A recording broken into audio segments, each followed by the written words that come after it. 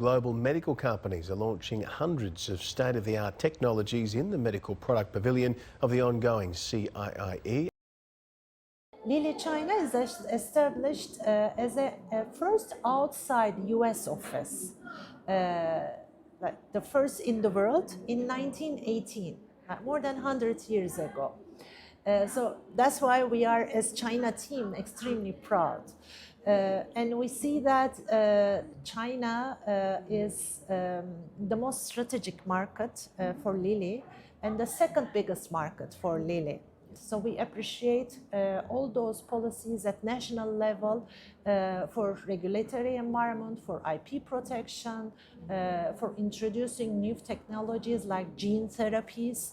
There is right now a new policy which is announced by Ministry of Commerce for pilot zones, Beijing, Shanghai, and Suzhou.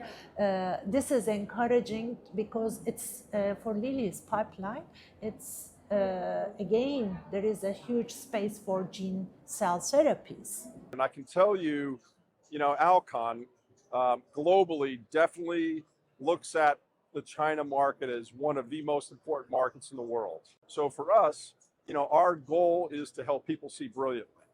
So from our standpoint, we look at, investing in R&D, delivering those innovations, but then making sure we're bringing them into China in a very timely manner, right? So we want to meet the needs. So it's a matter of how do we get the innovations here quickly, but also how do we make sure they're accessible to patients? Yeah. So from that standpoint, I could tell you, China is a very important market, and our goal is to really help the patients here in China.